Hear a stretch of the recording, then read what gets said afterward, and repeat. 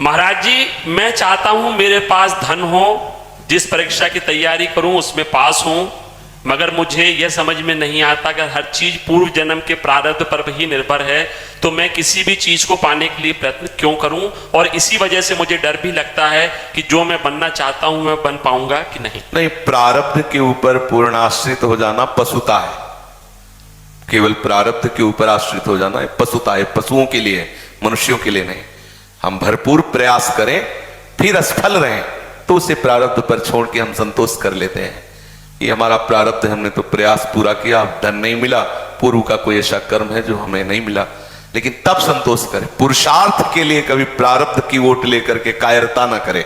खूब पढ़ाई पढ़ो, खूब प्रयास करो, धन प्राप्ति आदि के जो भी व्यापार आदि, माता पिता गुरुजनों की सेवा के लिए नाम जप करते हुए, सत्य धर्म से चलते हुए, परिणाम में अगर आपको धन नहीं मिलता है तो उसमें अश्रद्धा या नास्तिकता नहीं लानी।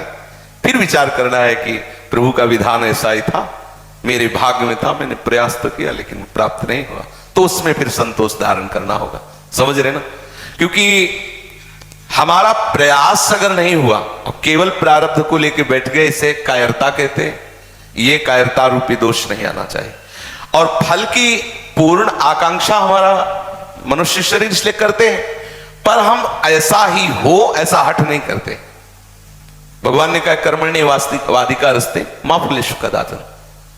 पर जीव का स्वभाव है कि वो बिना फल की आकांक्षा के कर्म करना नहीं चाहता, इसलिए बना हुआ है। पर यहीं से प्रारंभ करें साधना, हम कर्म करें, हमें फल की आकांक्षा है कि धन मिले। यदि वो नहीं मिलता फिर विचार करना चाहिए कि कोई प्रारब्ध है, कोई भगवान का ऐसा विधान है जो मेरे को क्रिया करने पर भी उसका लाभ नहीं मिल रहा है, जैसी प्रभु की इच्छा। निराश ना हो, हताश ना हो, पुनः प्रयास करें। वस्तुतः वो विजय को ही प्राप्त होगा पुरुषार्थी। क्या विजय को प्राप्त होगा? कई बार प्रयास करने के बाद जब असफल रहेगा तो उसे वैराग्य हो जाएगा, फिर उसे भगवान से सच्चा अनुराग होगा, फिर वो सच्चा धनी बन जाएगा। समझ रहे ना? उसको प्रारब्ध नष्ट नहीं कर सकता जो पुरुषार्थी है। शास्त्रों में आता है उत्साह संपन्न मदीर्घ सूत्रम क्रिया विधिज्ञम विष्णु सत्तम सूरम कृतज्ञम दृढ़ सौहृदंच लक्ष्मी स्वयं याति निवास हेतु। जो उत्साह से संपन्न रहता हर समय, कभी परास्त नहीं होता। करूंगा 50 बार मुझे मुनाफा नहीं हो फिर भी करूंगा। उत्साह संपन्न मदीर्घ सूत्रम, अरे कल कर लेंगे, दीर्घ सूत्री नहीं, आज अभी इसी क्षण से मैं लगता हूं, अधिक से अधिक मेहनत करूंगा। उत्साह संपन्न मदीर्घ सूत्र क्रिया विधिज्ञम, क्रिया का विधान जानने वाला हो, मूर्खतापूर्ण क्रिया नहीं, क्रिया का विधि कैसे, किस व्यापार से कौन सा लाभ होता है, उस व्यापार का पूर्ण मर्मज्ञ होना चाहिए, उस क्रिया का पूर्ण मर्मज्ञ होना चाहिए। विष्णु सुशक्तम, जिस व्यापार या नौकरी में लगे उसे खूब मतलब पूर्णतया, जो पद मिले, जो कार्य मिले, पूर्णतया निभाने की चेष्टा करे। उसमें कायरता, उसमें प्रमाद, उसमें ये कि भाई 8 घंटे काम किसी तरह 8 घंटे निपाटना, ऐसा नहीं। कोई देखे या ना देखे, मेरा प्रभु देख रहा है। विष्णु सुशक्तम, अपने व्यापार में, अपनी नौकरी में पूर्ण आसक्त चित्त होकर के सम्यक रूप से करे। सूरम, बलवान होना चाहिए। कृतज्ञम, दूसरा यदि कोई तुम्हारे प्रति हित का बर्ताव किया है तो उसके प्रति कृतज्ञता होनी चाहिए कि आपने बड़ी हमारे प्रति सहयोग की वृत्ति की, कभी हमें भी सेवा का अवसर मिले। सूरम कृतज्ञम दृढ़ सौहृदंच, हृदय में दृढ़ता होनी चाहिए। कुछ भी बिगड़ जाए मैं ऐसा करके रहूंगा, मर चाहे जाऊं, दृढ़ता। और सौहृदंच, सबसे प्यार का बर्ताव। बोले ऐसे पुरुष के आगे प्रारब्ध परास्त हो जाता है और लक्ष्मी स्वयं याति निवास है, तो स्वयं लक्ष्मी चल के उसके घर में आने लगती है। इसलिए परास्त होने की तो जरूरत नहीं है।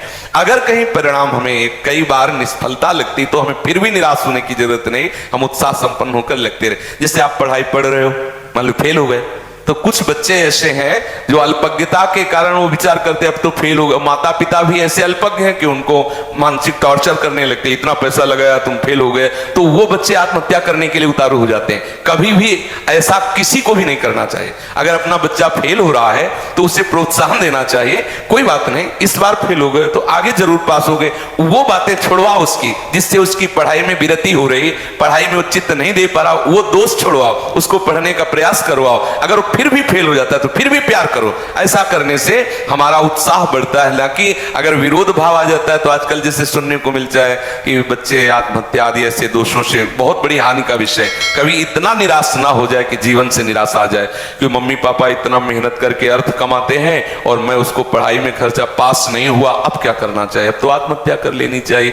ऐसे विचार कभी नहीं आने चाहिए, समझ रहे हो ना। क्योंकि आशा हमारी कभी टूटे ना और निराशा कभी हमें परास्त न कर पाए, ये बात जीवन में हर एक व्यक्ति को ध्यान रखना चाहिए, संसार में भी और परमार्थ में भी। हम जिस मार्ग में चल रहे हैं भगवान हमें सहयोग देंगे, हम पूर्णतया उसमें प्रयासरत रहें और इसमें निष्फलता भी सफलता होगी। प्रयासवान पुरुष कभी भी परास्त नहीं होता, उसका फल होता है। जैसे आप बहुत बार इस सब करके हार गए तो आपको वैराग्य हो जाएगा और पूर्ण आश्रय भगवान से हो जाएगा, क्योंकि आप सच्चे हो ना। तब आपको लगेगा कि प्रभु क्या आपकी कृपा में कोई कमी है ना, तब तो कृपा सच्ची मानिए। जिस समय अंतःकरण से प्रभु के आश्रित होगे उसी समय कोई ना कोई ऐसा मार्ग निकल आएगा जिसमें आप पूर्ण सफल हो जाओगे। प्रयासरत पुरुषार्थ करने वाला पूर्ण निष्फल कभी हो ही नहीं सकता। प्रारब्ध नाना प्रकार की बाधाएं उसको परास्त करेंगे माना, लेकिन वो विजय को प्राप्त होगा क्योंकि पुरुषार्थी है, वो उत्साह से संपन्न है, वो क्रिया की विधि को जानने वाला है, दृढ़ता पूर्वक क्रिया करने वाला है, इसलिए परिणाम उसका मंगलमय होगा। समझ गए।